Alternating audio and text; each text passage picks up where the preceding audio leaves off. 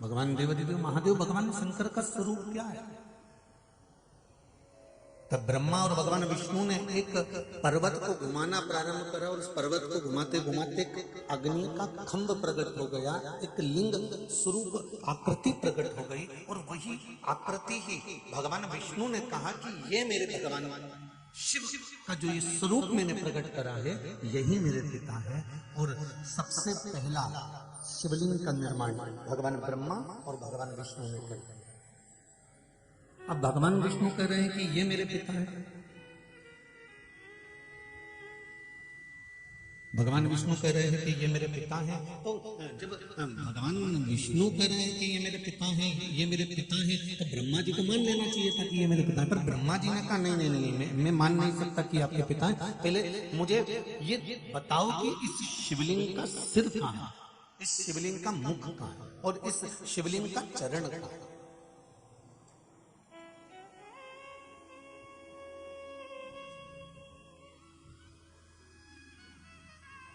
जब तक शिवलिंग का मैं चरण नहीं देख लेता, जब तक शिवलिंग का मैं सिर नहीं देख लेता, तब तक मैं विश्वास नहीं कर सकता कि यही देव अधिदेव महादेव का स्वरूप है।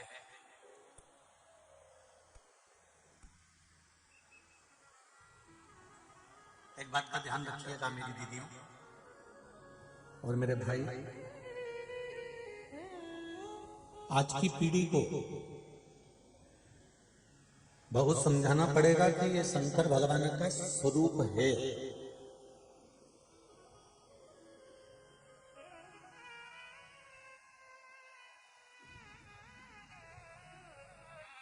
जो सनातन धर्म से हटकर दुनिया के लोग जो नए तरह का प्रचार करते हैं ना, वो शिवलिंग को शिवलिंग नहीं वर्णन करते।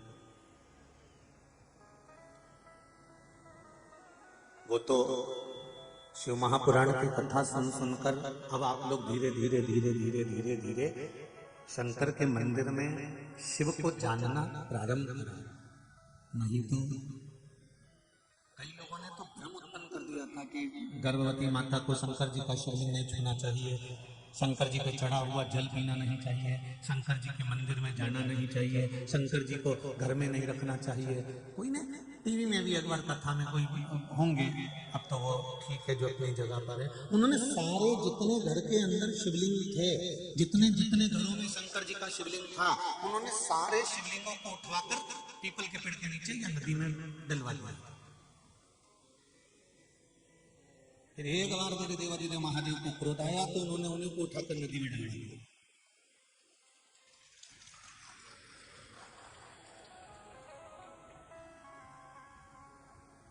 कभी लिंग पुराण पढ़िए, नर्मदा पुराण पढ़िए, शिव पुराण पढ़िए, एक एक पुराण का स्मरण करिए। उन पुराणों में वर्णन आता है कि जिसके घर में शंकर का शिवलिंग विराजमान है, जिसके घर में नर्मदा जी के जल से निकला हुआ एक कंकर शंकर अगर विराजमान है, जिसके घर में शंकर का एक लिंग स्वरूप विराजमान है, उसके घर में अगर मौत भी प्रवेश करती है, अकाल मृत्यु भी आती है, तो पहले उसको शंकर से मिलना पड़ता है, तब जाकर प्रवेश करता है।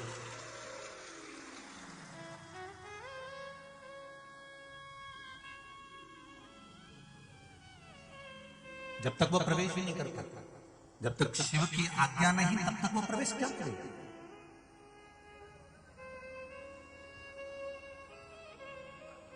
ये तो देवाधिदेव महादेव की कृपा करुणा जो हम उसको जान रहे हैं, उसको पहचान रहे हैं, उसको जानने का प्रयास कर रहे हैं।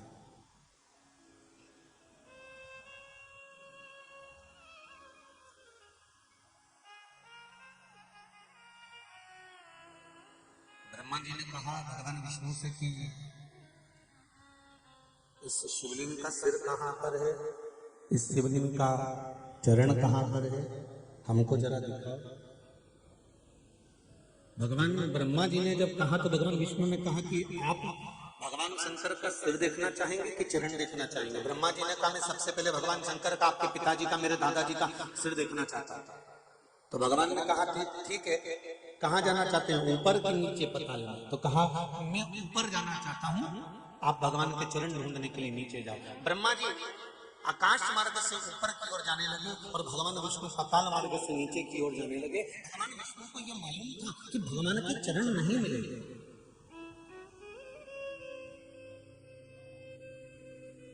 भगवान विष्णु को ये मालूम था कि भगवान के चरण नहीं मिल पाएंगे, तो भगवान विष्णु को वापस लौट कर आ गए। पर ब्रह्मा जी चढ़ते गए, बहुत ऊपर पहुंचने के बाद ब्रह्मा जी को लगा कि भगवान का सिर नहीं मिल रहा, इस शिवलिंग का छोर, अंतिम छोर नजर नहीं आ रहा। तो ब्रह्मा जी चलते चलते जब थक गए, सामने केतकी का फूल मिला, ब्रह्मा जी ने उस फूल को तोड़ लिया और केतकी से कहा, केतकी तू मेरे साथ चल, नीचे चलकर तो भगवान विष्णु के सामने कह देना कि ब्रह्मा जी को भगवान शंकर का सिर मिल गया है। केतकी ने कहा, मुन्ने झूठ क्यों बोलूं? तो कहा, मैं तुझे सुगंधित बनाकर रखूंगा।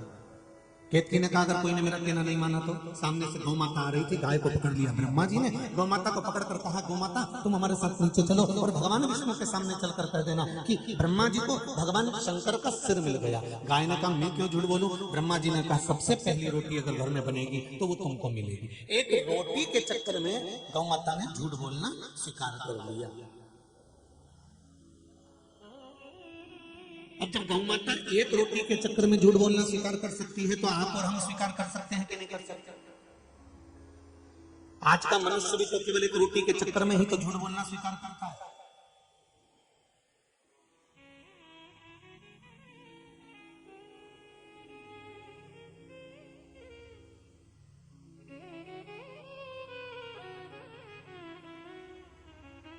महाराज गौ माता को केतकी के फूल को लेकर ब्रह्मा जी नीचे आए। भगवान विष्णु सामने बैठे हुए दिखे तो ब्रह्मा जी ने कहा, प्रभु आपको चरण मिल गए? भगवान विष्णु ने कहा, पहले ये बताओ आपको भगवान शंकर का सिर मिल गया? तो उन्होंने कहा, नहीं, पहले आप बताओ क्या आपको चरण मिले?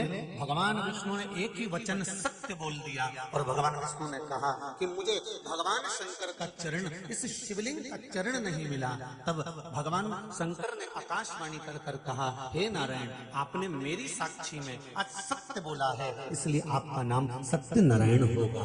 सत्यनारायण। और स्कंद पुराण में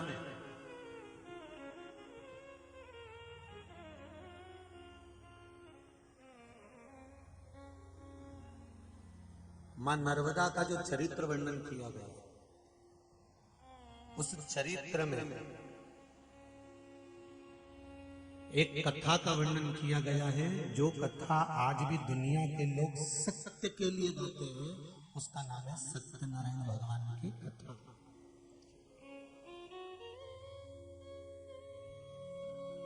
गला पकड़ रहा है, इसको देखिए थोड़ा। शंभू,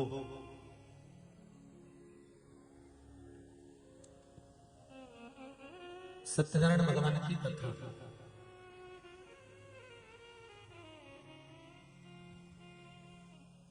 स्कंद पुराण के नर्मदा खंड के अंतर्गत, स्कंद पुराण के नर्मदा जी के चरित्र के अंतर्गत श्री सत्यनारायण भगवान की कथा आती है।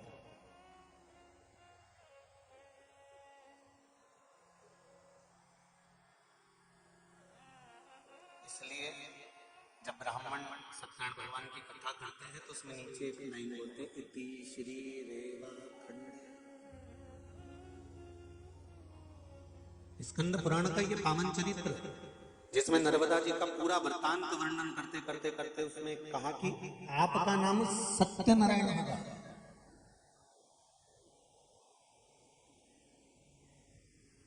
भगवान विष्णु ने सत्य बोला, इसलिए भगवान विष्णु का नाम सत्यनारायण है।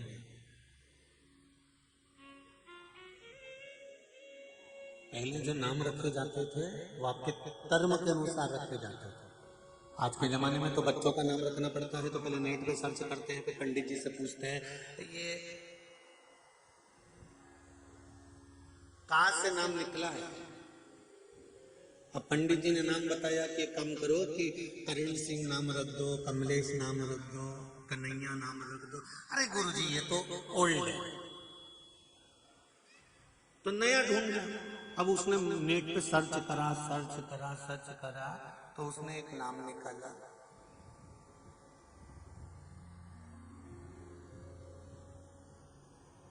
काशी ढूंढ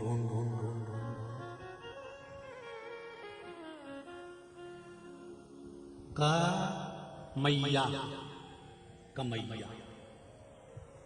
अब अब इसका मतलब क्या हो गया? कन्हैया रख देती तो कुछ गलत है? नहीं, ये ओल्ड हो गया। अब उसका नाम रख दिया कमैया, तो ये न्यू हो गया। नहीं,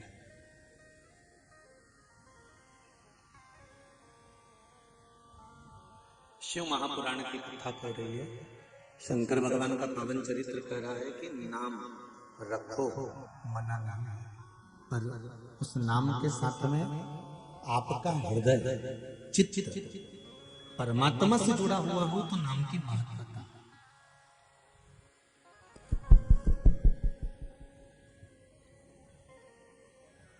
अगर वो परमात्मा से जुड़ा हुआ है तो उसके नाम की महत्वता है, और अगर वो परमात्मा से नहीं जुड़ा है तो उसके नाम की कोई महत्वता नहीं। कथा कर रहे हैं, भगवान विष्णु का नाम सत्यनारायण रख दिया। अब भगवान विष्णु ने ब्रह्मा जी से पूछा कि आप ऊपर गए थे, आपको भगवान का मुख दिखा? ब्रह्मा जी बोले हाँ, मैं तो भगवान का पूरा मुख देखकर, उनका पूरा स्वरूप देखकर हूं, आखिरी छोर तक नहीं छोड़ा मैंने भगवान शंकर के स्वरूप को।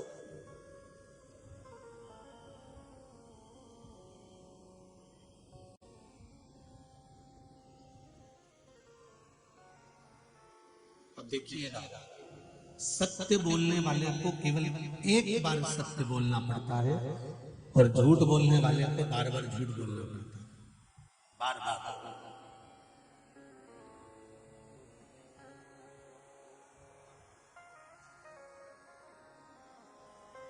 ब्रह्मा जी ने एक झूठ बोल दिया कि मुझे भगवान शिव का सिर मिल गया, तो ब्रह्मा जी ने कहा आपको विश्वास नहीं है तो केतकी के फूल से पूछो। संशय वहां खड़ा होता है जहां पर कुछ झूठ हो।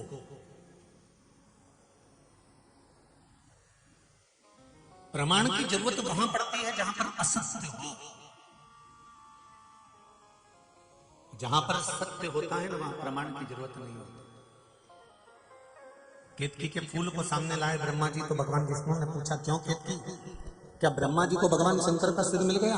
केतकी के पुष्प ने कहा हाँ, ब्रह्मा जी को भगवान शंकर का सिर मिल गया। तब शिवलिंग में से आकाशवाणी हो गई, ये ब्रह्मा और ये केतकी का फूल झूठ बोल रहा है। भगवान शंकर ने कहा केतकी के पुष्प, तूने मेरे सामने झूठ बोला है, मैं तुझे श्राप देता हूं। सुन केतकी के पुष्प, सारे देवताओं पर तू चढ़ेगा पर शंकर पर कभी नहीं चढ़ेगा।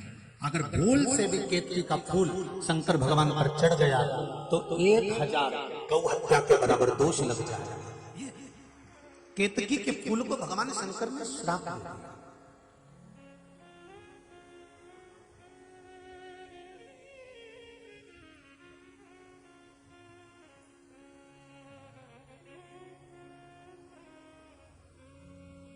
केतकी का फूल बोले कि मुझ पर अगर विश्वास नहीं है तो गौमाता से पूछ लो।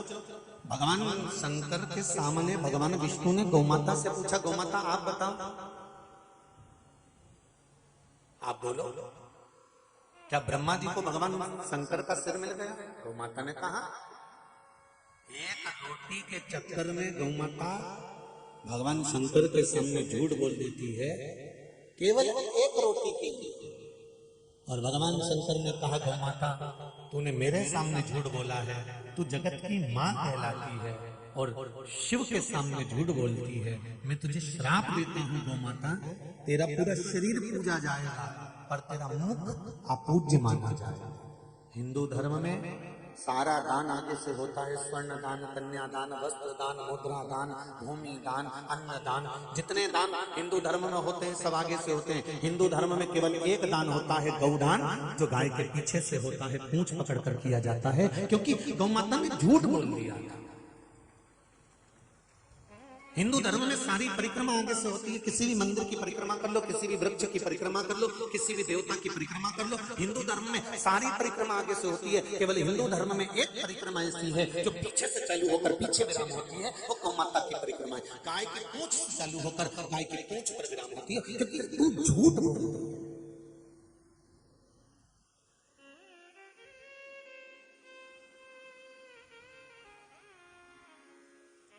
माता सती जलकर भस्म क्यों हुई? क्या पड़ा था माता सती को जलकर भस्म होने का कारण क्या था? शंकर भगवान ने प्रण लिया था कि मेरे को लोग सत्यम शिवम सुंदरम, शंकर सत्य है, सत्य ही शिव है और शिव ही सुंदर है। शंकर भगवान सत्य की मूर्ति है। पहले के जमाने में ये अदालतें, ये थाने आदि पहले के समय में कुछ नहीं होता था। पहले के समय में तो केवल एक चीज होती थी, कोई ने गलती कर दी उसको ले जाकर शंकर जी के मंदिर में खड़ा कर देते थे और शंकर जी के मंदिर में उससे गंगा जल उठवा लेते थे। उठा गंगा जल और कह देते तूने ये नहीं करा। गंगा जल उठाना मतलब शंकर को हाथ में उठा लेना। शंकर की साक्षी में सत्य अगर बोलेगा तो ठीक है, असत्य बोलेगा तो भुगतना तुझको पड़ेगा। पहले के जमाने में ना तो कोई पंचायत होती थी, ना कोई अदालत होती थी। पहले का जो निर्णय लिया जाता था वो केवल शंकर के मंदिर से लिया जाता था। उठा गंगा जल और कह दे तूने ये नहीं करा, उठा गंगा जल और तू ये बोल दे कि तूने ये नहीं किया। वो शिव की साक्षी में जो बोला गया है वो सत्य है असत्य है, उसका भोग आपको भोगना।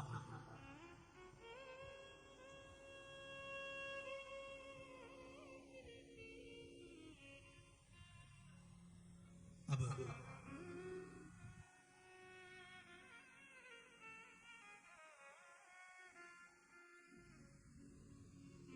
सती मैया ने एक झूठ बोल दिया। शिव जी ने पूछा तुम नीचे गई थी? हाँ।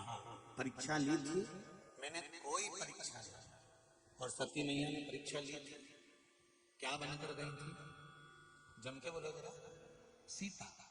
माता सीता का रूप रखकर सती मैया नीचे गई और नीचे जाकर उन्होंने परीक्षा ली। और भगवान शंकर पूछ रहे हैं, भगवान शिव पूछ रहे हैं कि तुमने परीक्षा ली? पर सती मैया कह रही मैंने परीक्षा नहीं ली। शंकर जी के सामने माता सती ने झूठ बोल दिया था। शिव जी जान गए कि मेरे सामने जो माता ने झूठ बोला तो मैंने उसको श्राप दे दिया। मेरे सामने केतकी के फूल ने श्राप बोला तो मैंने उसको श्राप दे दिया। मेरे सामने भगवान ब्रह्मा ने झूठ बोला तो मैंने उसका सिर काट दिया। और सिर कटा हुआ जाते जाते जाते जाते लुढ़कते लुढ़कते ब्रह्मा जी के रक्त से कर्मनाशा नदी प्रकट हो गई। भारत की भूमि पर उत्तर प्रदेश में एक नदी ऐसी है जिस नदी के घाट पर लिखा हुआ है कि इस नदी में हाथ ना धोएं, इस नदी में पांव ना धोएं, इस नदी में कर्मों का नाश हो जाता है। जिस नदी का पानी एक कुत्ता भी नहीं पीता, वो नदी आज भी भारत की भूमि पर बह रही है। किस कारण? ब्रह्मा जी का जो सिर कटा उससे जो रक्त निकला, झूठ बोलने से जो रक्त निकला, उससे एक नदी उत्पन्न होगी, उसका नाम कर्मनाश है।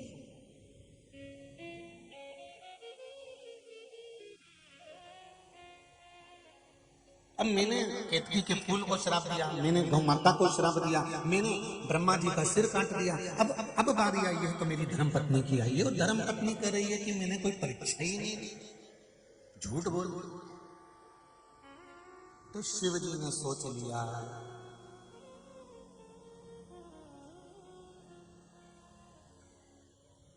अब झूठ तो बोल दी, अगर ये झूठ बोलने वाली के साथ में अगर मैं रहूंगा तो मेरा तो तपबल नष्ट हो जाएगा। तो अब मुझे इस झूठ बोलने वाली के साथ में नहीं रहना है।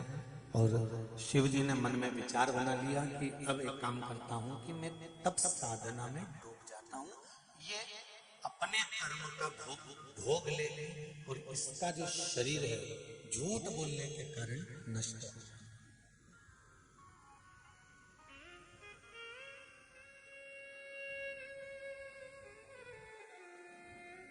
एक झूठ, एक झूठ, केवल एक झूठ व्यक्ति के अच्छे कर्म को नष्ट कर देता है।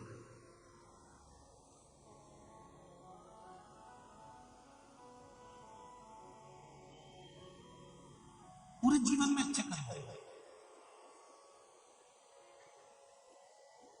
एक कथा आपको सुनाई थी, शायद आप लोगों को याद हो, जिन्होंने शिव महापुराण की कथा पहले टीवी पर सुनी है उनको स्मरण में होगा। एक कौवे को एक हंसनी पसंद आ जाती है। कौवा उस हंसनी को अपने घर पर लेकर आ जाता है। हंस अदालत में केस लगा देता है कि मेरी हंसनी को कौवा लेकर चले गया।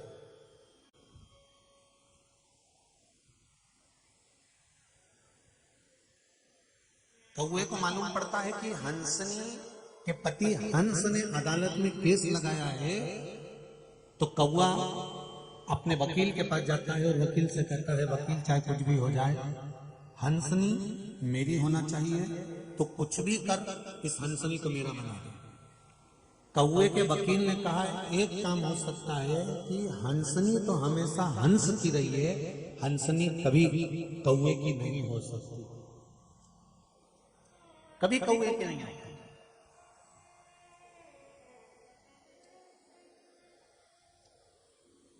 तो क्या करा जाए?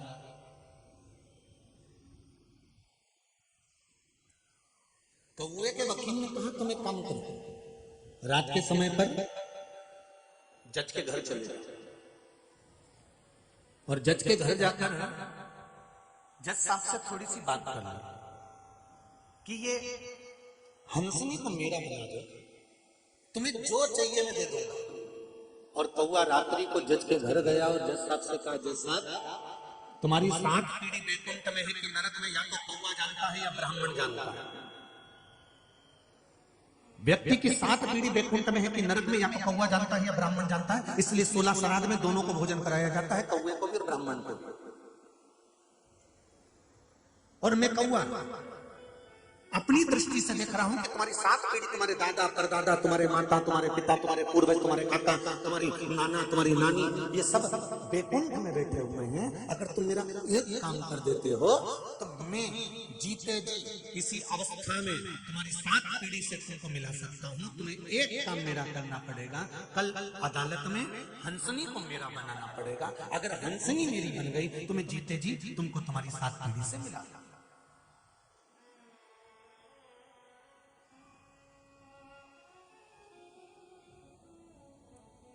ठीक है, अब जज ने सुन लिया, अदालत लगी, सारा सुनवाई हुई। सुनवाई होने के बाद जज ने निर्णय दे दिया कि हंसनी हंस की नहीं है, हंसनी तो कौवे की है। अब पूरी अदालत त्राहि त्राहि करने लगी कि ये निर्णय झूठा है, ये निर्णय गलत है, ये निर्णय गलत है, हंसनी तो हमेशा हंस की रही है, तो कौवे की कैसे हो सकती है? पर निर्णय जज ने दिया। सब रोने लगे, हंसनी भी रोई, हंस भी रोया। जज खड़ा हो गया, उसने कहा, कौवे मैंने अपना काम कर दिया, अब अपना काम कर। कौवे ने कहा, चलिए मैं आपकी 7 पीढ़ी से आपको मिला देता हूं।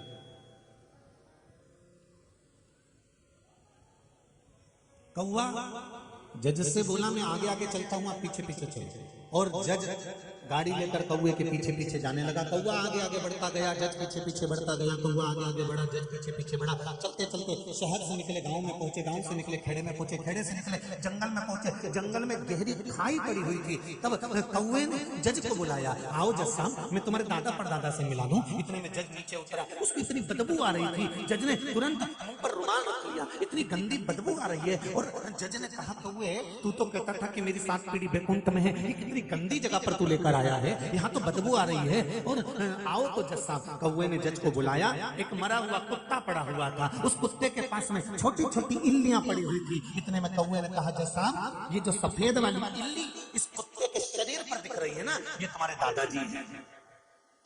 और उसके पास में जो छोटा वाला कीड़ा दिख रहा है वो तुम्हारे परदादा जी हैं। उसके पास में जो छोटी वाली इल्ली दिख रही है वो तुम्हारे माता जी हैं। उसके पास में छोटी वाली इल्ली दिख रही है वो तुम्हारे पिताजी हैं। इतने में जज का क्रोध आ गया और जज ने कहा, क्यों रे कौवे, तू तो हमेशा कह रहा था कि तुम्हारी 7 पीढ़ी वैकुंठ में है, तो तू ये नरक में क्यों दिखा रहा है? कौवे ने कहा, जज साहब जिस समय पर मैंने कहा था उस समय पर तुम्हारी 7 पीढ़ी वैकुंठ में थी, तुमने अपनी कुर्सी पर बैठकर एक झूठ बोल दिया, इसलिए तुम्हारी 7 पीढ़ी नरक में आने लगी।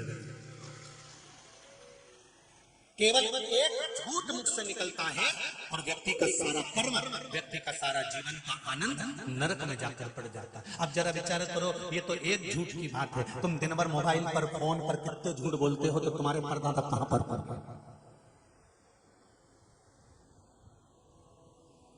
विचार करिए।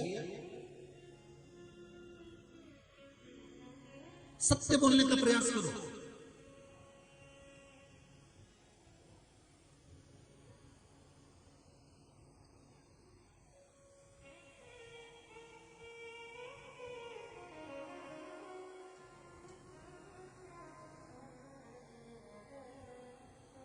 पर व्यक्ति सत्य आखिरी में बोलता है, बिल्कुल अंतिम में, और वो भी सत्य बोलता है तो राम नाम, अरे जम के तो बोलो, राम नाम सत्य है, अंतिम में बोल रहा। अब जो अर्थी पे लेटा हुआ जा रहा है ना, वो उठ के सत्य बोलेगा? अरे बोलो तो जम के। तो शिव महापुराण की कथा कहती है, जब दिवाली मिलने जाओ, होली मिलने जाओ, तो जीते जी कह दो राम नाम सत्य है। थोड़ी सी देर का करंट जरूर लगेगा, पर थोड़ा बहुत तो सत्य बोलेगा, कुछ थोड़ा सा।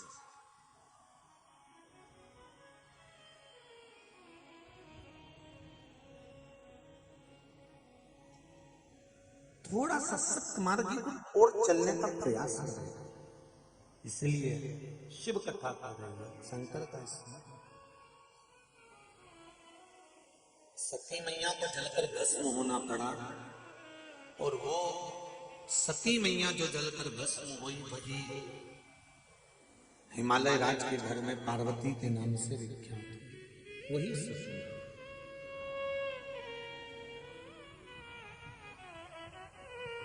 अब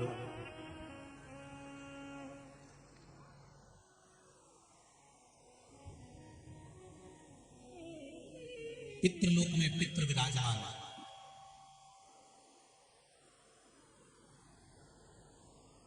नर्मदा जी के पूर्व जन्म की कथा पर चलना।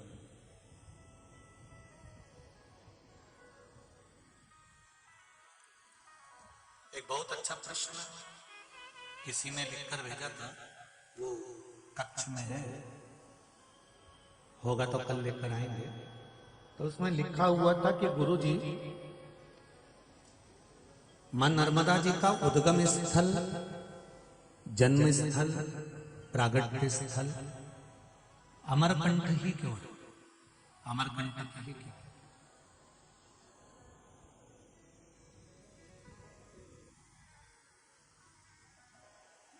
बड़ा ध्यान दीजिएगा, ये अमरकंठ कोई साधारण सी भूमि नहीं है।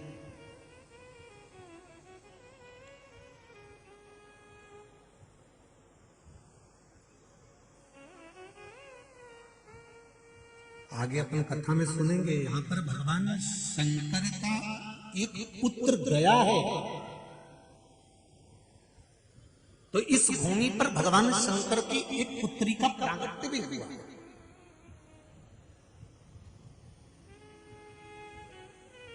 जैसे शंकर भगवान पर जल समर्पित करने के बाद में हम थोड़ा सा चरणों तक जल जब लेकर आते हैं, शिव जी के शिवलिंग पर चढ़ा हुआ जल हम थोड़ा सा 2 बूंद 4 बूंद अपने कलश में डालकर वापिस लाते। खाली कलश तो नहीं लाते। अरे बोलो तो जम, खाली कलश तो नहीं लाते ना, हमने जल चढ़ाया। हमारे यहाँ की रीति है, आप लोगों में जो बुजुर्ग माताएं बैठी हैं वो तो ये जानती है कि नवरात्रि में जब देवी जी को विसर्जन करते हैं, या गणेश जी को विसर्जन करने जाते हैं, या कोई हरतालिका तीज को विसर्जन करने के लिए जाते हैं, या छठ माता को विसर्जन करने के लिए जाते हैं, तो थाली में लेकर जाते थे, डलिया में लेकर जाते थे, साथ में कलश लेकर जाते थे। जब हम देवी देवता का विसर्जन नदी में कर देते थे, तो वहां से उस कलश में जल भरकर लाते थे। बोलो सही है? उस जल को लेने के बाद में अपने घर में चारों तरफ उसको छींटते थे। वो नियम आज तक शिव महापुराण का चल रहा है। भले दुनिया के लोग भूल जाएं तो भूल जाएं, पर नियम क्या है कि जब हम शंकर भगवान के मंदिर में पहुंचे और शिव जी को जब हमने 1 लोटा जल चढ़ाया, तो चढ़ाने के बाद उसी जल में से शिव जी के चरणारविंद से जब वो जल निकल कर आए, तो उसको हाथ में लेकर कलश में भले 2 बूंद डालो, पर उस कलश को खाली मत लाओ, क्योंकि शंकर भगवान को चढ़ाने के बाद में भगवान शंकर की कृपा दृष्टि से कुबेर के भंडार में से भगवान से मांग कर लेकर आओ कि मेरा भंडार भर कर रखना। शिव के चढ़ाए हुए जल में से थोड़ा सा जल ले।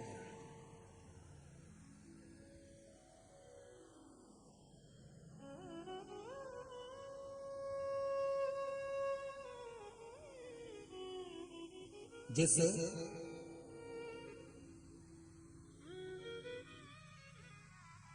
बेलपत्री समर्पित करते हैं, बहुत ध्यान से सुनना भाई।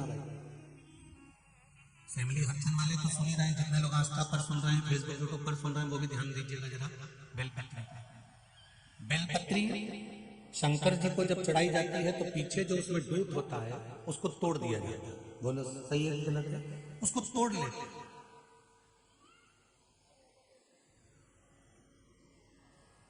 अगर 16 सोमवार का व्रत कर रहे हो, पशुपति व्रत कर रहे हो, सोमवार का व्रत कर रहे हो, हरताली का तीज कर रहे हो, या कोई विशेष उत्सव वाला व्रत धारण कर रहे हो जो शंकर जी को आपको बेलपत्र चढ़ाना है, तो इसका जो चढ़ा हुआ दूध है वो दूध आप अपने घर में उसको रखो।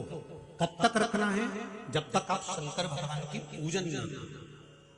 जब शिव जी का पूरा पूजन कर लो, शंकर भगवान के बेलपत्र समर्पित कर दो, पूजन कर कर घर आ जाओ।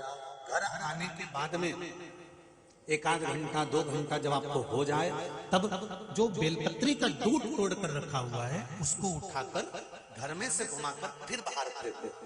क्यों? उसका कारण क्या है? ये जो बेलपत्र है इसमें 33 कोटि देवताओं का वास है। ब्रह्मा विष्णु महेश ये 3 पत्तियों के रूप में है।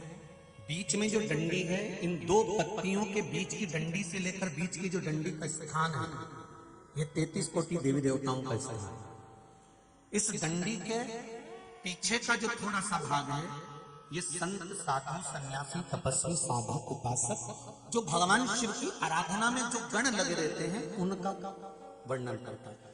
पीछे जो आखिरी में छोटा सा टूट ले जाता है, वो हमारे घर के जितनी कष्ट है, रोग है, बीमारी है, दुख है, तकलीफ है, इसका हरण करने के लिए होता है। इसलिए इसको तोड़कर रखने के बाद, शिव जी को समर्पित करने के बाद वो डोट बाद में उठाकर फेंका जाता है, जिससे हमारे घर में कोई बड़ी बीमारी आ रही हो, कष्ट आ रहा हो, रोग आ रहा हो, तकलीफ आ रही हो, तो भोलेनाथ इसको आप हमारी पूजन को स्वीकार कर इसको बाहर फेंक दीजिएगा, इसको नष्ट कर दीजिएगा, इसको समाप्त कर दीजिएगा उस डोट के माध्यम।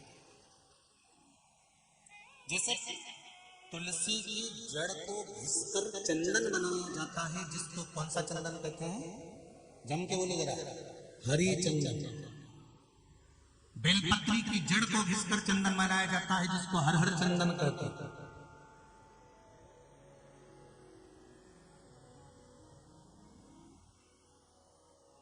आंख की जड़ में से गणेश जी का प्रागट्य होता है। दर्शन करेंगे किसने? आंकड़े की जो जड़ होती है उसमें से गणेश जी का स्वरूप निकलता है। ये एक नियम, एक आनंद।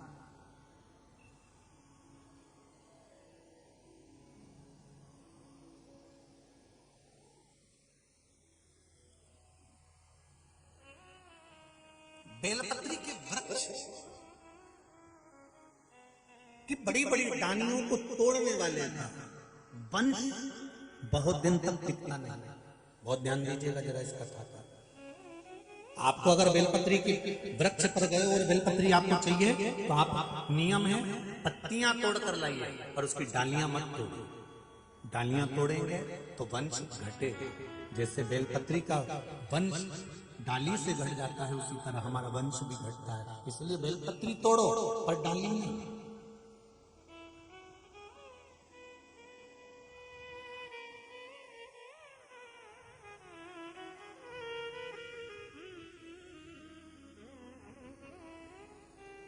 वहां डाली नहीं तोड़ना।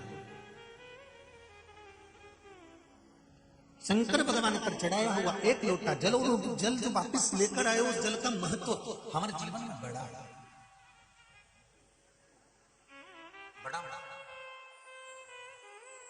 शंभो शरणे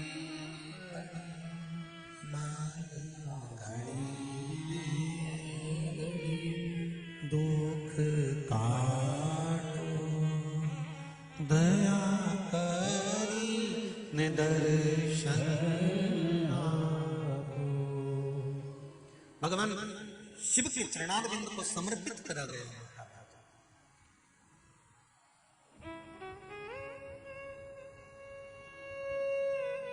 पितरों की 3 बेटियां,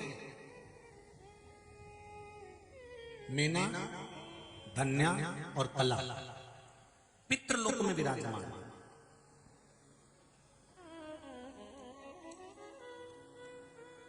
और पितरों की 3 बेटियां जो पितृलोक में विराजमान है।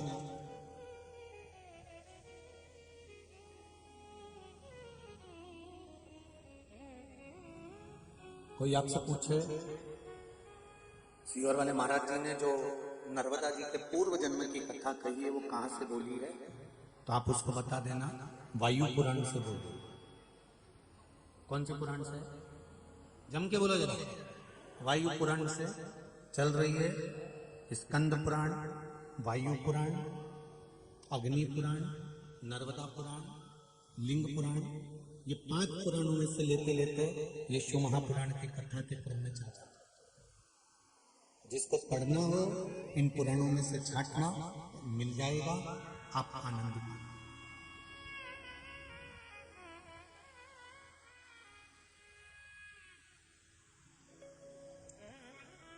अभी जो संवाद चल रहा है ये शिव पुराण और वायु पुराण का चल रहा है। पितृलोक की 3 कन्या, मेना, धन्या और कला। सनकादि ऋषि तप में लीन है। मेना का निकलना हुआ, उसके लहंगे से सनत कुमार की जंघा में चोट लगी। ये जो अपन वस्त्र पहनते हैं ये साधारण से, पर जो विवाह में जो वस्त्र पहने जाते हैं उसका लहंगा 5 किलो का, 10 किलो का, 15 किलो का। ये अब तो फिर भी कम हो गया। पहले के समय का जो लहंगा होता था उसमें रतन, चांदी और सोना जड़ा हुआ होता था। पहले जो ये सोनी जी कथा करा रहे हैं, और हम तो इतना कहेंगे कि पहले के जो सुनार लोग होते थे ना, वो तुम्हारे घर की जो पुरानी साड़ी होती थी ना, बहुत पुरानी साड़ी, तो सुनार उस साड़ी को भी खरीदते थे। ध्यान है किसी को? किस किस को स्मरण है? हाथ उठाओ जरा जिसको ध्यान होगा। पुरानी साड़ी जिसमें गोटा लगा होता था, जरी लगी होती थी, ध्यान है? तो सुनार उस साड़ी को खरीदते थे, उसमें से तार निकालते थे, तार निकालकर फिर उसको गलाते थे, गलाते में से उसमें से चांदी निकाला। मतलब पुराना जो लहंगा होता था, पुराने जो वस्त्र होते थे उसमें सोना चांदी जड़ा होता था। अब दुनिया के लोग कहते हैं कि हमारा भारत की भूमि कर्जे में डूबी रही है, सारा वैसा रहा। पर शिव महापुराण की कथा कहती है इसको सोने की चिड़िया कहते थे। जहां की माताएं लहंगे में भी सोना पहन के चलती थी, जहां की माताएं लहंगे में भी, चोली में भी सोना और चांदी जड़कर चलती थी, ये वो सोने की चिड़िया थी मेरी भारत की भूमि। और आज भी कमी नहीं है। भारत माता के किसी भी एक क्षेत्र को थोड़ा सा खोदना चालू करो, सोना और चांदियों की अंबारियां तो मेरा महादेव लगा देगा। क्या कमी है?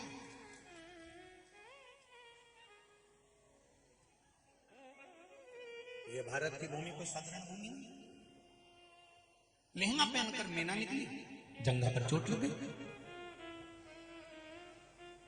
धन्या निकली, चोट लगी। कला निकली, चोट लगी। संत उठकर खड़े हो गए। संत उठ गए, खड़े हुए, और संतों को क्रोध आ गया। क्रोध आकर संतों ने कहा, मेना, धन्या, कला, तुम पितरों की बेटियां, और पितरों की बेटियां होकर तुमने ये क्या करा कि हमारा अपमान करा? किसी संत का, साधु का, गुरुजन का, ब्राह्मण जन का, कोई घर के बड़े का, बुजुर्ग का, आदरणीय का, कोई आपकी उम्र से भी भले 2 साल बड़ा हो, 6 महीने बड़ा हो, उसका आदर होना चाहिए।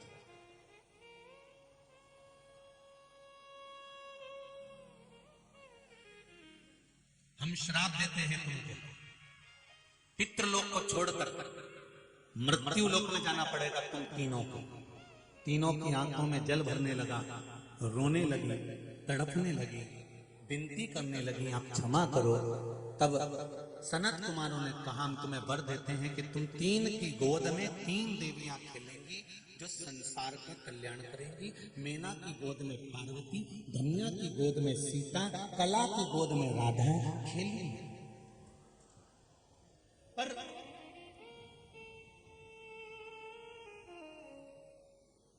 मेना, धन्या, कला, इन तीनों को तो श्राप लग गया। ये रोती रोती अपने पिताजी के पास में पहुंच गए। अब यहां तक की कथा आपने शिव पुराण में पहले से सुन रखी है। अब आ जाओ वायु पुराण की कथा पर। नर्मदा जी का पूर्व जन्म।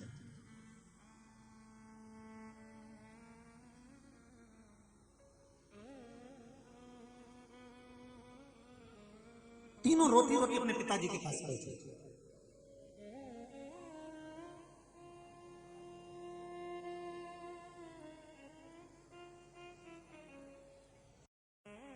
जिनके पिताजी का नाम था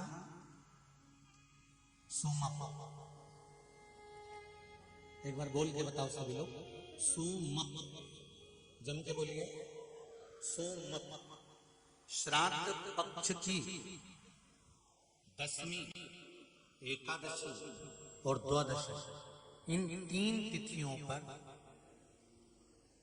एक रोटी में थोड़ा सा मीठा रखकर सोमप पितृ का नाम लेकर यदि गाय को खिला दिया जाता है, तो अगर कोई पूर्वज प्रेत योनि में भी पड़ा हुआ होता है, भटक रहा होता है, जिसको पिंड नहीं मिला, जो अचानक मर गया होता है, अधोगति में चले गया होता है, उस जीव की मुक्ति दशमी श्राद्ध पक्ष की, एकादशी श्राद्ध पक्ष की और द्वादशी श्राद्ध पक्ष की, ये 3 दिन सोमप पितृ का नाम लेकर रोटी में पूरी में मीठा रखकर अगर गाय को खिला दिया जाता है, ये 3 दिन तक, तो वो पितृ कभी भटकते नहीं है, उनको मुक्ति प्राप्त हो जाती है, मोक्ष में। एक बार सभी लोग वापस नाम बोलेंगे, क्या नाम है? सोमप।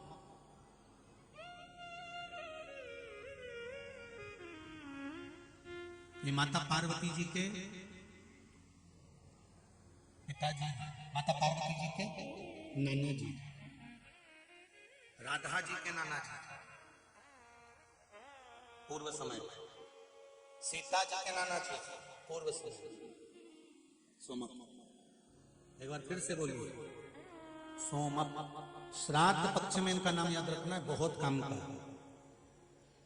जिसको रात्रि में स्वप्न दिखते हो, स्वप्न में सांप दिखते हो, सर्प नजर आते हो, अर्थियां दिखती हो, मरा हुआ व्यक्ति दिखता हो, अगर वो श्राद्ध पक्ष आने में देरी है, अभी भी दशमी, 11 और 12, 3 दिन रोटी के अंदर गुड़ रखकर अगर गाय को सोमप पितृ का नाम लेकर गाय को खिला देते हैं, दूसरे दिन से ही सर्प दिखना बंद हो जाते हैं, मुर्दे दिखना बंद हो जाते हैं, स्वप्न दिखना बंद हो जाते हैं, रात्रि का चैन से सो।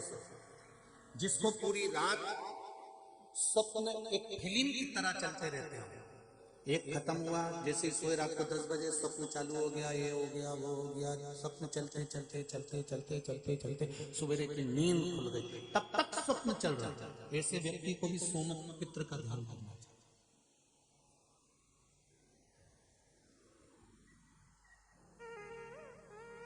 सोमप पितृ का स्मरण करना चाहिए।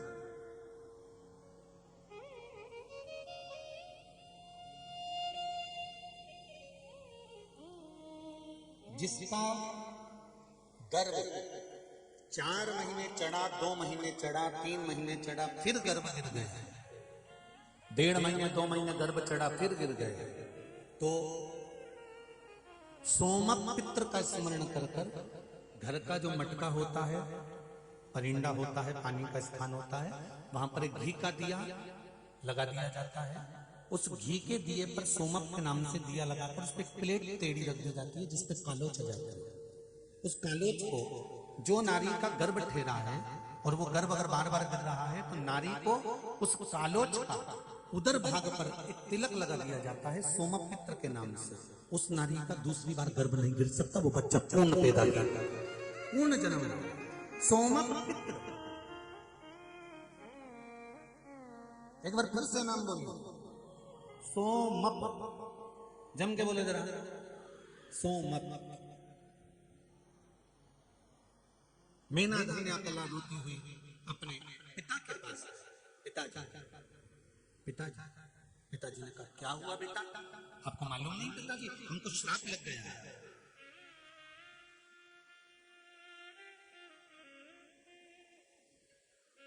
और हमको जो श्राप लगा है मृत्यु लोक में जन्म लेने का लगा है। इस पितृ लोक को छोड़कर हमें मृत्यु लोक में जाना पड़ेगा।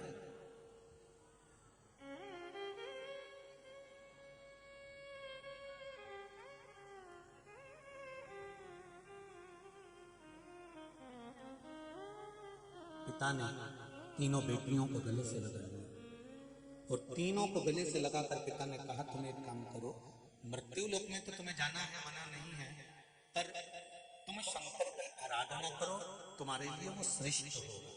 सोमप पित्र ने अपनी मेना, धन्या और कला, इन तीनों पुत्रियों को शंकर जी पे एक लोटा जल समर्पित करने का वर्णन कर दिया। और आपको रोज प्रतिदिन कथा में कहते हैं, सारी समस्या का हल एक लोटा जल शिव को समर्पित करना।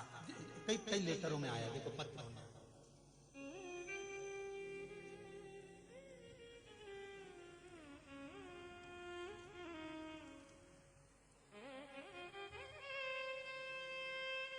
अन्नपूर्णा संतोष जी पटेल, सेंदरवाड़ा, नर्मदापुरम। कहीं बैठे हो तो हाथ उठाइएगा। आप ही का नाम है दोनों का? हाथ हिला दीजिए दोनों। गुरुजी, मैं आपकी कथा 3 साल से निरंतर सुन रही हूँ। मेरी शादी को 23 साल हो गए थे, मेरे यहाँ संतान नहीं थी। मैंने डॉक्टरी इलाज करवाया, सब कुछ पूर्ण इलाज करवाए, पर संतान नहीं। गुरुदेव, मां नर्मदा की कृपा से एक बार शिव महापुराण की कथा टीवी पर सुनने को मिली, सुनी, उसका उपाय करा, शंकर जी को एक लोटा जल चढ़ाना प्रारंभ करा, बेलपत्र वाला प्रयोग करा। बाबा की कृपा से मेरे घर में 23 साल के बाद में पुत्र की प्राप्ति हुई। ये शिव बालक आया है साथ में। बधाई हो आपको बहुत बहुत, जो 23 साल के बाद आपको प्राप्त हुआ, उसके लिए बाबा देवाधिदेव महादेव की कृपा बनी रहे। दोनों हाथ, एक हाथ में तब के लाला, एक ही हाथ उठा करके दो, हर हर महादेव। बालक का दर्शन कराइएगा आस्था चैनल वाले टीवी। 23 साल के बाद में लाला हुआ। और संतोष जी पटेल जी, अन्नपूर्णा जी पटेल, आप दोनों को बहुत बहुत बधाई। तो 23 साल के बाद मेरे देवाधिदेव महादेव ने आपकी गोदी भर दी। यही बाबा की कृपा है, यही शिव कृपा। शंकर की करुणा इसी को कहते हैं। बैठिए। हर हर महादेव। शिव की आराधना सारी समस्या का हल।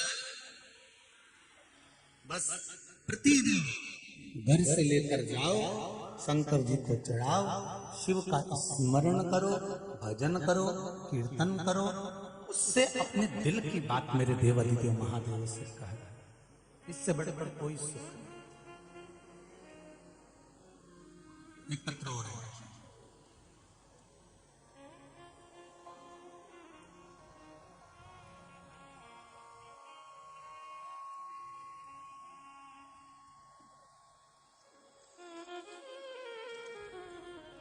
मेरा नाम संगीता राजपूत है। मैं पिपरिया के निवासी हूँ। कहीं बैठी हैं संगीता जी? पिपरिया से दोनों हाथ हिला दीजिए। आप दोनों हाथ हिला दो एक बार, इस तरह से हिला। हाँ ठीक है। हर हर महादेव। मैं पिपरिया के निवासी हूँ। मेरा छोटा बेटा जिसकी उम्र 15 वर्ष है, वह पिछले वर्ष बहुत बीमार हो गया था। उसकी बीमारी डॉक्टर भी नहीं समझ पा रहे थे, बहुत कमजोर हो गया था, जिसका वजन मात्र 30 किलोग्राम रह गया था। गुरुदेव बाबा देवाधिदेव महादेव की कृपा क्या है, एक लोटे जल का महत्व क्या है, मैंने बाबा देवाधिदेव महादेव से प्रार्थना कर एक लोटा जल, एक बेलपत्र का प्रयोग करना प्रारंभ करा और बाबा की कृपा से किसी डॉक्टर को दिखाने की जरूरत नहीं पड़ी। मेरा बेटा पूर्ण तरह से वापस स्वस्थ हो गया। मैंने फिर पशुपति व्रत किया। ये शिव कृपा। बैठो बहन, बैठ जाइए। हर हर महादेव। शिव कृपा किसको बहुत पत्र है।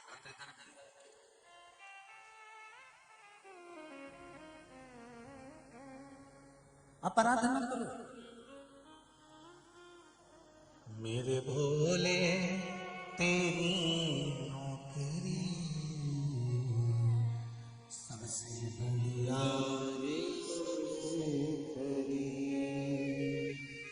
मेरे भोले तेरी नौकरी सबसे बढ़िया है, सबसे खरी। जब से तेरा गुलाम हो गया, तब से मेरा भी नाम हो। शिव के दरवाजे की चाकरी, उससे प्रार्थना, उससे निवेदन, उसकी आराधना खाली नहीं जा सकती। श्री शिवाय नमस्तुभ्यं, श्री शिवाय नमस्तुभ्यं, श्री शिवाय नमस्तुभ्यं, श्री शिवाय नमस्तुभ्यं। शंकर की करी गई आराधना कभी खाली नहीं थी। मीना, धन्या, कला तीनों अपने पिता से पूछकर शिव की आराधना कर रही हैं, भगवान शंकर की भक्ति कर रही हैं। तभी पितरों के देवता आर्यमा का आगमन हो जाता है।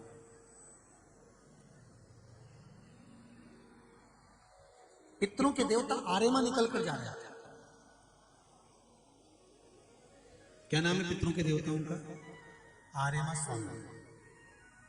काहे पर बैठते हैं? कौए पर। आर्यमा का आगमन हुआ।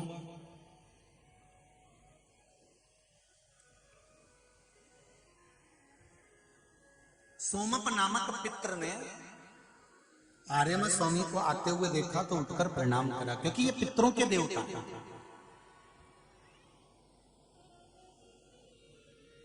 उनको नमन किया, प्रणाम किया, और नमन करने के बाद उनको प्रणाम करने के बाद में एक निवेदन किया कि मेरी बेटियों को श्राप लगा है कि वो मृत्यु लोक में जाएंगी और पृथ्वी पर उनको जन्म लेना पड़ेगा। पितृलोक छोड़कर मेरी बेटियां मृत्यु लोक में जा रही हैं, तो आप कुछ कृपा कर दीजिए। मीना, धन्या और कला को श्राप लगने की बात जब आर्यमा स्वामी को मालूम पड़ी, तब आर्यमा स्वामी अपने भवन में जब प्रवेश करते हैं, तब उनकी पुत्री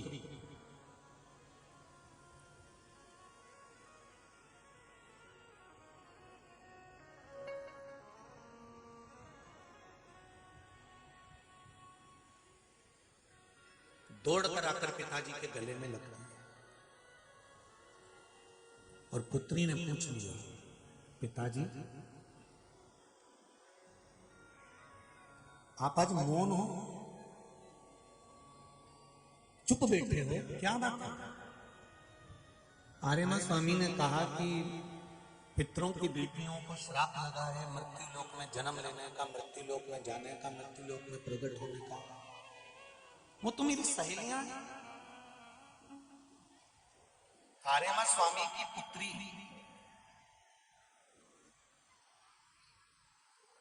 सरिता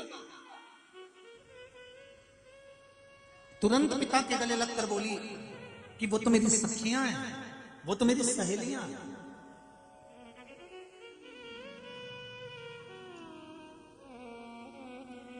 और यदि मेरी सखियां अगर मृत्यु लोक में जा रही हैं, तो आर्यमा स्वामी से, पितरों के देवताओं से बेटी कहती है मैं भी मृत्यु लोक में जाना चाहता, पृथ्वी पर जाना चाहता। कुछ भी करो पिताजी, मेरी सखियां मीना, धन्या और कला अगर पृथ्वी पर जन्म लेंगी तो मुझे भी मृत्यु लोक में जाना पड़ेगा। और मेरी सखियों को अगर श्राप लगा है तो उनके श्राप को धोने के लिए मुझे पृथ्वी पर जाना होगा। आप कुछ भी करिए और मुझे पृथ्वी पर भेज दीजिए। आर्यमा स्वामी ने भी एक ही बात कही, जैसे मीना, धन्या, कला शंकर जी की आराधना कर रही, वैसे तुम भी शिव की आराधना में लग जाओ। अब मीना, धन्या, कला जैसे शिव की आराधना कर रही थी, तो सरिता भी शिव की आराधना में लग गई, शंकर की आराधना में लग गई। समय आया, कौन सा समय? जिस समय पर भगवान शंकर के नेत्र से अश्रु प्रकट हुआ और उस अश्रु से अंधका सुर प्रकट हुआ।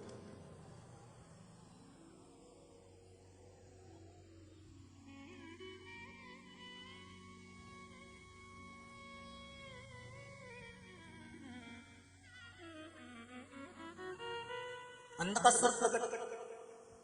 भगवान शंकर के उस अश्रु के द्वारा जो बालक ने जन्म लिया, माता पार्वती ने उसको गोदी में लिया और कहा ये मेरा पुत्र है।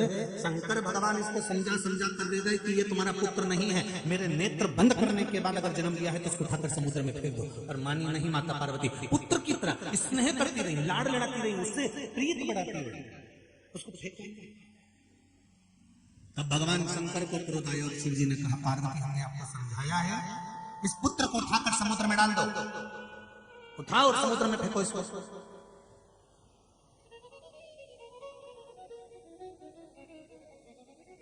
पार्वती जी ने पुत्र को उठाकर समुद्र में फेंक दिया। समुद्र में वो गया, अंधकासुर हिरण्याक्ष ने उसको ले लिया, पालन करा, पोषण करा। हिरण्याक्ष को वराह भगवान ने मार दिया। अंधकासुर ने ब्रह्मा जी का तप करा और तप कर वर प्राप्त करा कि मुझे वर दीजिए कि मैं मरूं ना। ब्रह्मा जी ने कहा मृत्यु तो निश्चित है, ये पक्का है कि मरोगे। बहुत ध्यान देना, सब तुम्हारे साथ में रहेंगे, पर मृत्यु की जब घड़ी होगी, अंतिम समय होगा, तब डॉक्टर अपना काम कर रहा होगा, तुम्हारी आंखें ऊपर की ओर देख रही होगी और तुम उस परमात्मा का स्मरण कर रहे होगे कि मैंने सबको अपना बनाया। आंख से आंसू टपक रहे होंगे, हाथ उठाकर आंसू भी नहीं पोंछ पाओगे। जब अंतिम क्षण होता है, हॉस्पिटल में पड़ा हुआ होता है, वेंटिलेटर पर पड़ा है, आईसीयू में पड़ा हुआ है, शरीर काम नहीं कर रहा, केवल आंख खोलकर देख रहा है ऊपर की ओर, आंख से आंसू टपक रहे हैं और उस परमात्मा को याद कर कर रो रहा है कि मैंने सारा समय परिवार को दिया, कुटुंब को दिया, रिश्तेदारों को दिया, और ऊपर देखकर रोता रोता कहता है बस तुझे समय नहीं दे पाया, अगर तुझे दे देता तो आज पलंग पर नहीं पड़ा होता।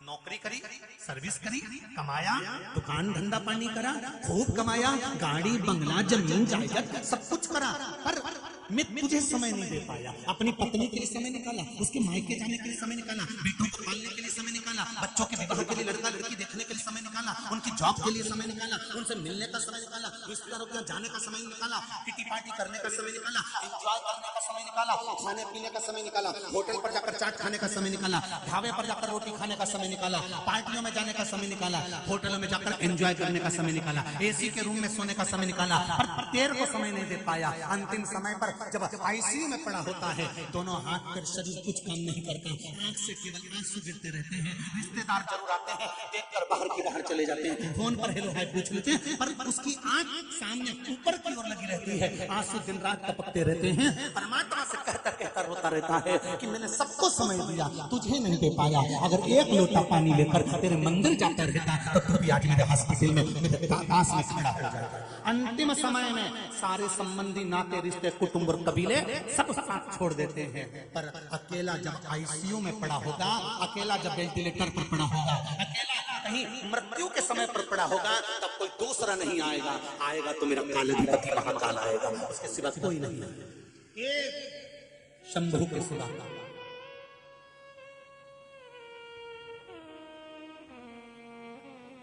और हम उसको पहचाने ना। आज कितनी संख्या में आप लोग आए हो, पूरा एक पंडाल भरा हुआ है, दूसरा पंडाल भरा हुआ है, तीसरा पंडाल भरा हुआ है, लोग बाहर खड़े हुए हैं चारों तरफ। ये आप लोगों अगर भगवान के दरवाजे पर आए हो, शिव महापुराण तक आए हो, तो ये विश्वास मानकर चलना एक दिन मेरा देवादिदेव महादेव तुम्हारे भी दरवाजे पर आए। निश्चित है, पक्का है। तेरे मंदिर में आना मेरा काम है और मेरी बिगड़ी बनाना तेरा काम है, ये उसकी निश्चित है।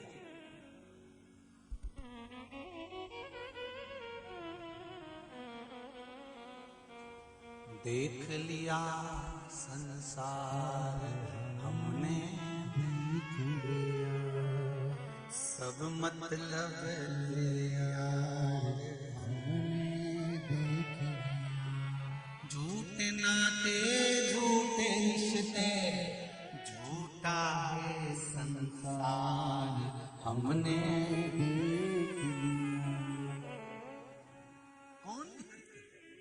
किसको?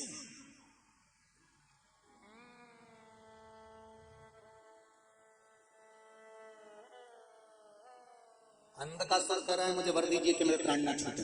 ब्रह्मा जी ने कहा मरना तो निश्चित है, मरेगा तो सही है पक्का, ऐसा वर नहीं दे सकता कि तू मरेगा नहीं। तो वर दीजिए जिस दिन मैं अपनी माता को गलत दृष्टि से देखूं उस दिन मैं मरूं। अंधकासुर को ये मालूम था ना तो मेरी माँ है ना मेरा कोई बाप है, मुझे तो समुद्र में मिल गया था और हिरण्याक्ष ने पाला था, माता पिता नहीं है। दुनिया के लोग भी इसी भ्रम में जीते हैं, वो तो मैंने मेहनत करी इसलिए मेरी नौकरी लगी, वो तो मैंने मेहनत करी इसलिए मैंने घर बना लिया, वो तो मैंने मेहनत करी तो मैंने सारा काम कर लिया, वो तो मैं था इसलिए काम हो गया। पर एक बार मुझसे ये नहीं कहा कि परमात्मा ने तेरे भाग्य को, परमात्मा ने तेरे शरीर को अच्छा बनाकर भेज दिया, एक आध डिपार्टमेंट में निपटा के भेज देता तो क्या कर लेता? हाथ दो दिए, पांव दो दिए, नेत्र दो दिए, श्रवण शक्ति दी, बोलने की वाणी दी, नासिका के छिद्र दिए, और भगवान ने इन दोनों मुस्तकों में तेरा भाग्य लिखकर भेज दिया कि कर्म की चाबी तू घुमाते रहना, भाग्य की चाबी मैं घुमाकर तुझे आगे बढ़ा दूंगा, ये तेरे ऊपर। जैसे बैंक में लॉकर होता है तो उसकी दो चाबी होती है, एक चाबी मैनेजर के पास होती है, एक चाबी जिसका लॉकर है उसके पास होती है। आप अपनी चाबी कितनी भी घुमा लो पर बैंक का मैनेजर आकर चाबी नहीं घुमाएगा तब तक तुम्हारा लॉकर नहीं खुलेगा। मैनेजर अपनी चाबी कितनी भी घुमा ले तब तक तुम्हारी चाबी नहीं लगेगी, तब तक वो लॉकर नहीं खुलेगा। दोनों चाबी लगेगी तब लॉकर खुलेगा। उसी तरह तुम कर्म कितना भी करे जाओ, कितनी भी दुकान खोले जाओ, कितना भी व्यापार करे जाओ, कितने भी इंटरव्यू दिए जाओ, पर जब तक मेरा महादेव चाबी नहीं लगाकर जाएगा तब तक तुम्हारा भाग्य भी काम नहीं कर सकता। कर्म की चाबी तुम घुमाइए, भाग्य की चाबी महादेव घुमाएगा। और केवल भाग्य के भरोसे पर नहीं मत देखना कि महादेव चाबी घुमाता रहेगा।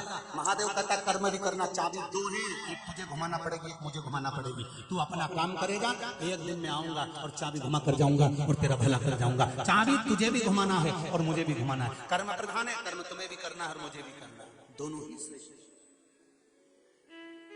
मत बुरे कर्म कर बंदे वरना पछताएगा, भगवान की आंखों से तू बच नहीं पाएगा, तो बच नहीं पाएगा। कौन बचा इस अभिमतता से?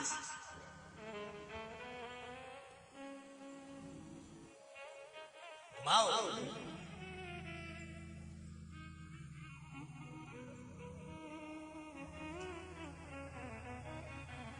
अरे भाई अंधकासुर ने वर मांग लिया, जिस दिन मैं माता को गलत दृष्टि से देखूं उस दिन मेरे प्राण छूटे।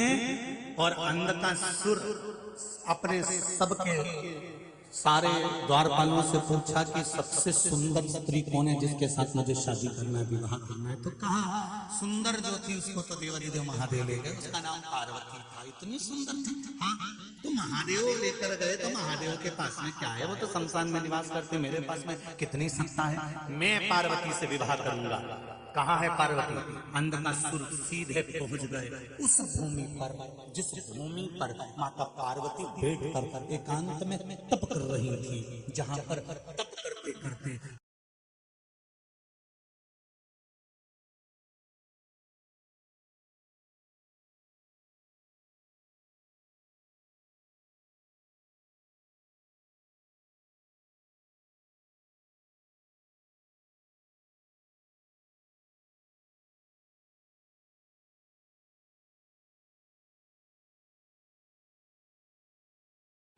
कोई आपसे पूछे कि भूमि का नाम अमरकंटक कैसे पड़ा, तो अमरनाथ की गुफा से निकलकर भगवान शंकर जहां तप कर रहे थे और माता पार्वती जहां बैठकर तप साधना में लगी थी, जहां उनका कंठ सूख रहा था, मेरा देव आदिदेव महादेव अमरनाथ की गुफा छोड़कर माता पार्वती के कंठ के जल के लिए गंगा मस्तक पर लेकर पहुंचे थे।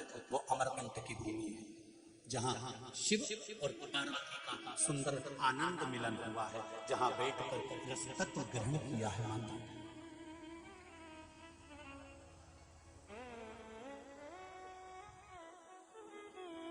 सुन लो, जितने श्रोता भाई बहन कथा सुन रहे हैं आस्था चैनल पर, फेसबुक, यूट्यूब पर और इस पावन सेमली हरचंद की भूमि पर जो सोनी परिवार द्वारा कथा चल रही, बड़े ध्यान से सुनना।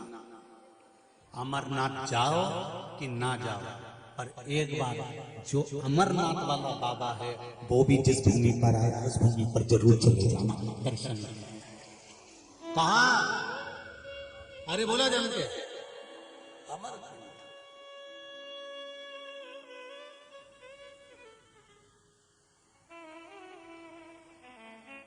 कौन कौन गए? हाथ उठाओ। अरे बहुत सारे हो आए रे, रख लो वापिस रख लो। बहुत अच्छा। धरो धरो धरो वापिस धरो।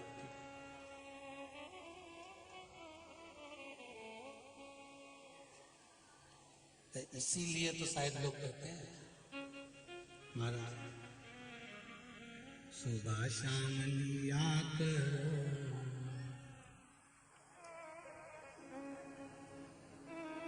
नाम नर्मदा मैया का। शायद अमरनाथ की गुफा छोड़कर मेरा देवरी देव महादेव माता पार्वती के कंठ की प्यास बुझाने के लिए गंगा मस्तक पर रखकर लेकर गया।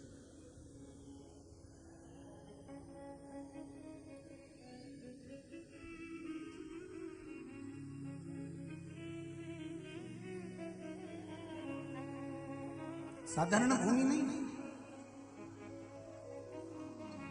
शिव पुराण करो चले। पार्वती मैया बैठी थी, अंधकासुर का आगमन हो गया। अंधकासुर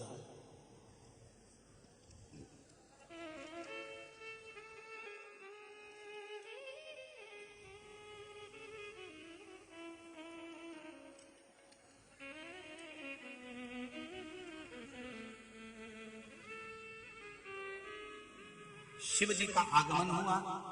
इतने में अंधकासुर पहुंचे। पार्वती मैया को कैलाश पर ढूंढा, काशी में ढूंढा, ढूंढते ढूंढते ढूंढते ढूंढते अमरकंटक की भूमि पर अंधकासुर पहुंच गया, जहां पर पार्वती जी तप साधना में लीन थी।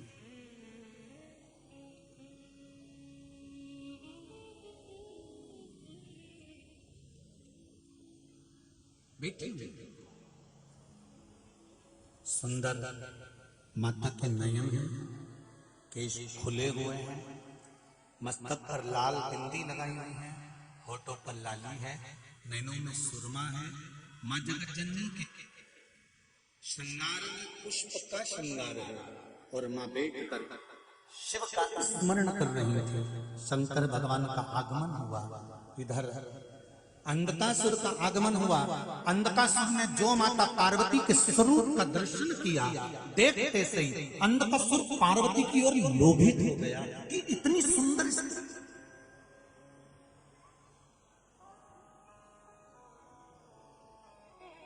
ब्रह्मा जी से वर मांगा था अंधकासुर ने।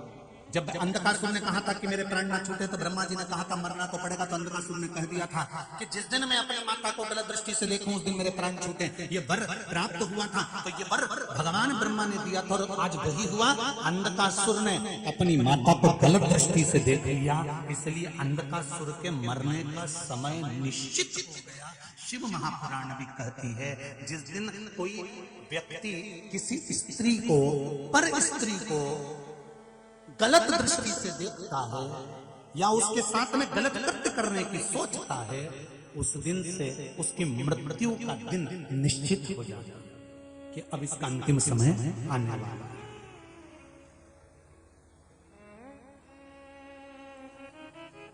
ये निश्चित है।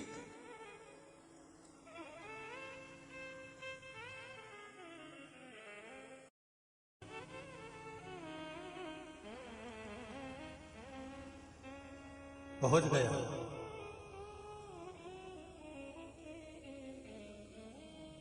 जो देखा पार्वती जी की सुंदरता, आवाज लगाकर बोला अंधकासुर, अरे ओ सुंदरी। इतना तो शब्द कहना था, पार्वती जी के नेत्र नहीं खुले। शिव जी का आगमन हो गया। शंकर जी ने देखा कि ये पार्वती को शब्द कह रहा है। तब शंकर भगवान के डमरू की खनक सुनकर माता पार्वती जी जाग गई। उठी तो देखा क्या, शंकर भगवान क्रोध में लाल हो गए थे और क्रोध में लाल होकर भगवान भोलेनाथ ने उसी समय पर डमरू को खड़काना प्रारंभ करा। ऐसा डमरू मेरे शिव जी ने बजाया कि 33 कोटि देवता घबराने लगे। 33 कोटि देवता घबराने लगे और 33 कोटि देवता घबराकर तुरंत भगवान शंकर के पास में, भगवान विष्णु के साथ में, ब्रह्मा जी के साथ में सब आकर अमरकंटक की भूमि पर खड़े हो गए। देवताओं को देखा तो शंकर भगवान तो विकराल हो रहे थे, क्रोध में लाल हो रहे थे। क्यों? क्योंकि पार्वती की ओर इस अंधकासुर ने गलत दृष्टि से दी थी। बहुत क्रोध शिव जी ने किया, बहुत क्रोध। इसलिए आज भी देवी जी की आरती में एक लाइन गाई जाती है, तेरे भक्तजनों पर माता भीड़ पड़ी है भारी, दानव दल पर टूट पड़ो मां करके सिंह सवारी। सो सिंहों से बलशाली, अष्ट भुजाओं वाली, सतियों के सत को सवारी। ओ मैया हम सब उतारे तेरी आरी। यहाँ एक लाइन आती है, सतियों के सत को तू संवारती। तो सतियों के सत को माता पार्वती जी संवारती का मतलब क्या है? जहाँ पर भगवान माता पार्वती की जहाँ पूजन होती है, जगदम्बा की जहाँ पूजन होती है, दुर्गा की जहाँ पूजन होती है, देवी की जहाँ पूजन होती है, अष्टधात्री भवानी की जहाँ पूजन होती है, कालरात्रि माता की जहाँ पूजन होती है, जहाँ नवरात्रि का सुंदर वर्णन चलता हो, जहाँ नवरात्रों का स्मरण चलता हो, जहाँ कन्याओं का पूजन चलता हो, उस जगह पर जहाँ देवी की आराधना चलती है, वहाँ सतियों के सत को संवारने के लिए केवल पार्वती नहीं रहती, शक्ति मां पार्वती रहती है। शंकर की शक्ति इसमें सम्मिलित हो जाती है, शिव की शक्ति का वास।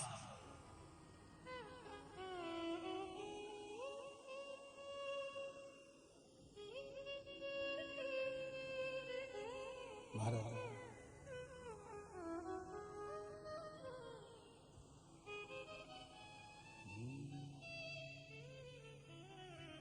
आए,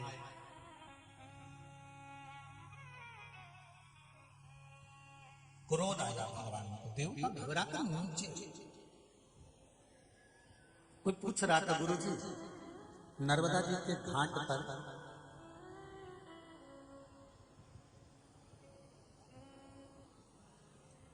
कितने तीर्थ बसते हैं? शिव महापुराण की कहती है कथा, 33 कोटि देवता जिस अमरकंट की भूमि पर भगवान शंकर के डमरू की नाद सुनकर आ जाते हैं।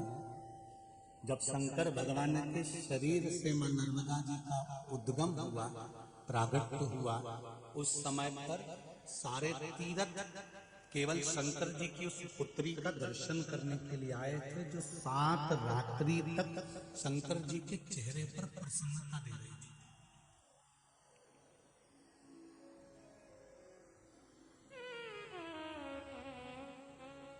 ठहाका लगा रही थी।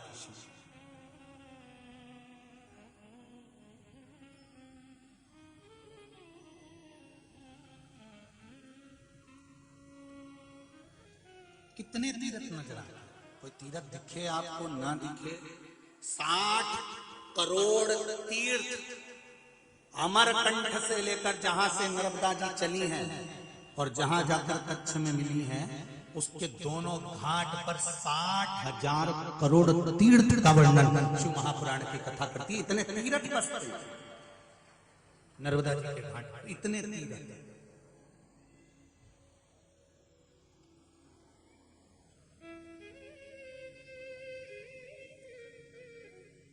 हजारों उसका तो कंकर कंकर कंकर माना।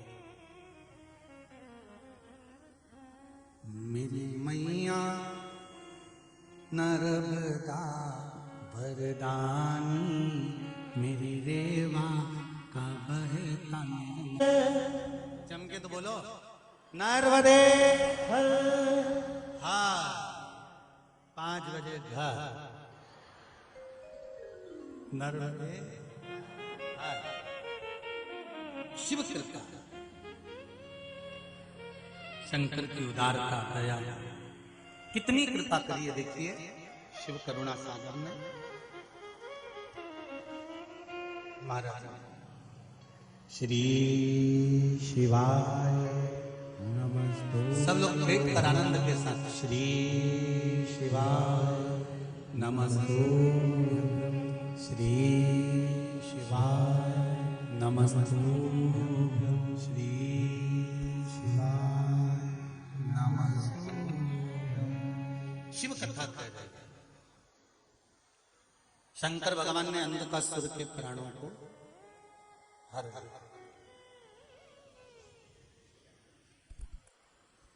प्रकट करा काल भैरव को, और काल भैरव को प्रकट कर कर कहा कि इस अंधकासुर को मार दो, और उसने अंधकासुर को मार दिया।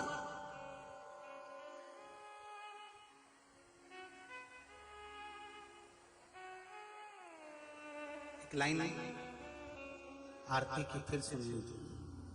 पूत कपूत सुने वरना माता सुनी माता, बेटा कपूत हो सकता है पर माता को माता हो सकती है क्या? अरे बोलो तो जम के नहीं। बड़ी बहू को लगता है कि सास छोटी को चाहती है, छोटी को लगता है सास बड़ी को चाहती है, बड़ी को लगता है सास मंजली को चाहती है, मंजली को लगता है सास संजली को चाहती है, पर सास ने अपने बेटों को बराबर का दूध पिलाया है, इसलिए माँ सबको चाहती है। वो माँ है। ये जो तोलने का काम है ना, ये बहुओं का है। सास का तोलने का काम कभी नहीं है। उसने तो अपने रकन तुड़वा तुड़वा कर बराबर की बहुओं को चढ़ावे में दी। खुद ने अच्छे लहंगे चोली नहीं पहनी और तुमको 18,000 का तुमको दिलाया। वो सास वो माँ होती है। माँ कभी गलत नहीं होती। भेद हमारी दृष्टि का होता है। हमको लगता है कि इसको ज्यादा चाहती है, उसको ज्यादा चाहती, उसके बच्चों को ज्यादा चाहती, इसके बच्चे को ज्यादा चाहती, उसके साथ ऐसी रहती, हमारे साथ ऐसी रहती। कोई भेद नहीं माँ की दृष्टि से।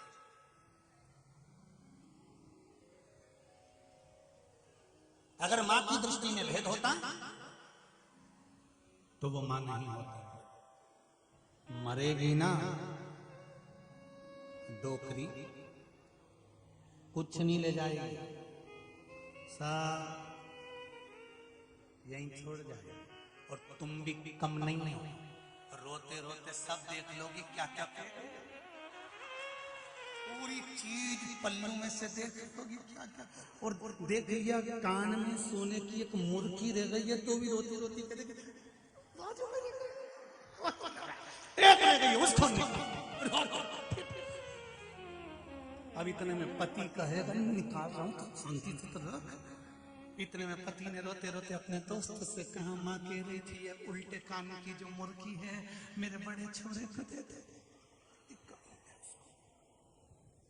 कितने बड़े बड़े चोटों में रहते हो तुम्हें मालूम है?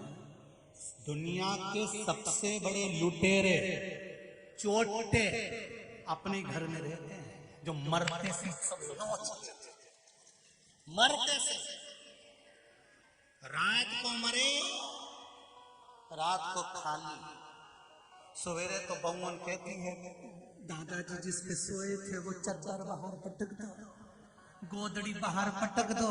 इतने में छोरा रोते रोते आया, मम्मी दादाजी जो चेन पहने थे वो भी बाहर पटक दो। इतने में तो मम्मी ने कहा चुप, चेन पटकने की होती।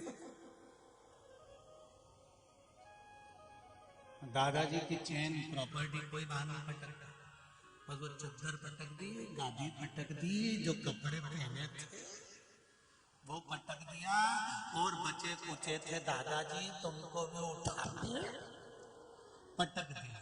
इतना बड़ा फोटो, उस पर प्लास्टिक के फूल की माला और कंडा जला के घी और बोलो तो घी और शक्कर, और बस वो छोड़ेंगे 13 दिन 12 दिन, और 12वें दिन नुक्ति का रायता। नुक्ति का रायता इसलिए क्योंकि मीठी नुक्ति बनेगी तो फीकी भी बनाना है। नुक्ति का रायता, आलू चना की सब्जी, पूरी, और कुछ रहा? हाँ सही बोले, सेव।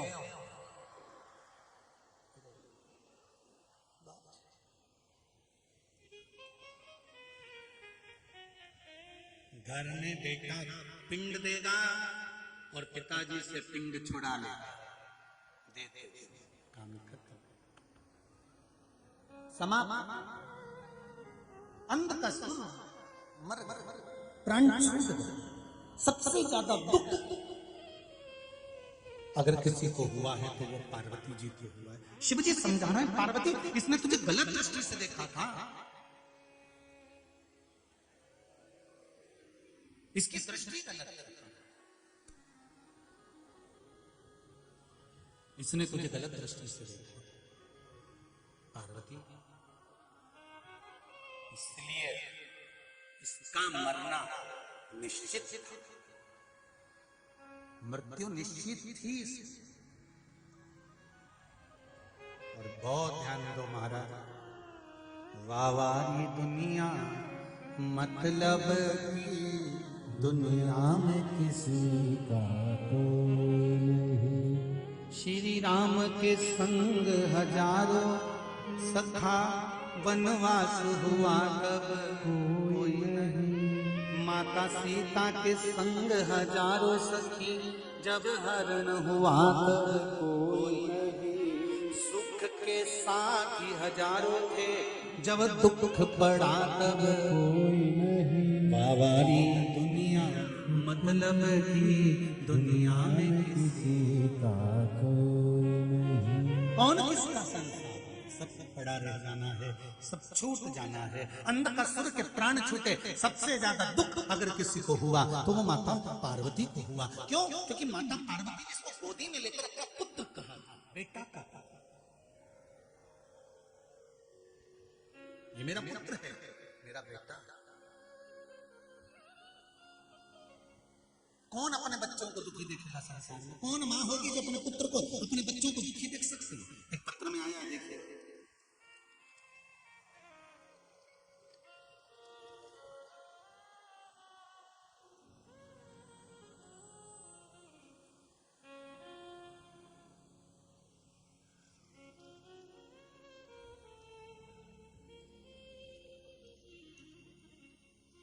रेखा मेहरा, होशंगाबाद नर्मदापुरम तवा कॉलोनी से आई हैं। कहीं बैठी हैं? कहीं बैठी हो तो हाथ हिला देना। रेखा मेहरा, कहीं बैठी हो तो हाथ हिला देना।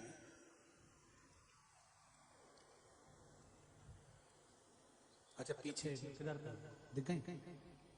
अच्छा टेंट में, उधर बाहर वाले ग्राउंड में, ठीक है। दोनों हाथ हिला दो रेखा जी। हाँ दिख गए पीछे हो बिल्कुल एकदम, ठीक है। हर हर महादेव। आपने लिखा है गुरुदेव, 12 सितंबर को मेरे घर में बेटी का जन्म हुआ। मेरी बेटी के पैर में थोड़ा तिरछापन था। डॉक्टर के अनुसार बेटी के पांव में तिरछापन रहना था और बेटी का पांव तिरछा था, पर बेटी का जीवन है, उसका पांव अगर जन्म से ही टेढ़ा है तो आने वाले समय में क्या होगा, जानकर बहुत दुखी हुई। एक दिन टीवी पर कथा श्रवण करी।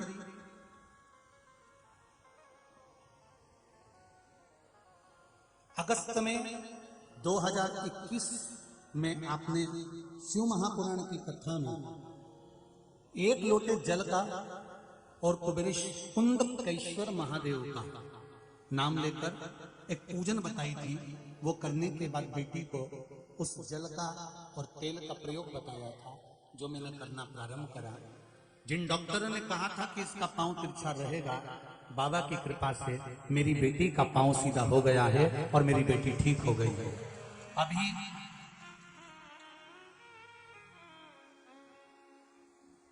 मेरी बेटी 7 महीने की हो गई है और डॉक्टर भी कह रहे हैं कि अब इसका पांव एकदम ठीक हो गया, इसको कोई लचक नहीं, कोई पांव में तकलीफ नहीं।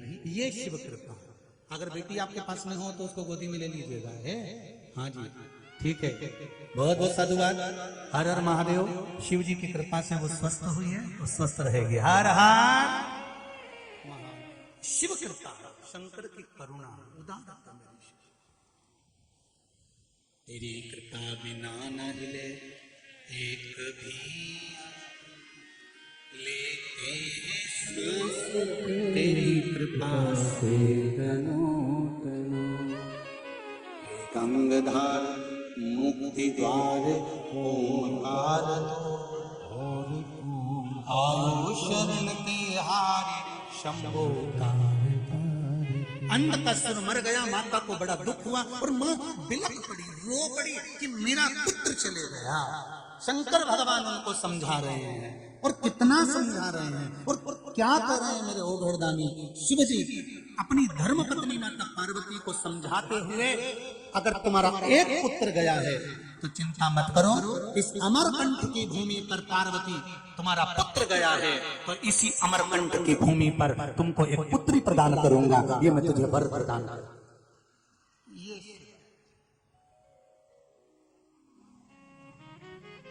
पार्वती जी कहती है पहले बताओ तुमने अंधकासुर को मारा था, वो दुराचारी था, असुर प्रवृत्ति का था, पाप करने वाला था, दिन प्रतिदिन पाप कर्म में लिप्त रहता था।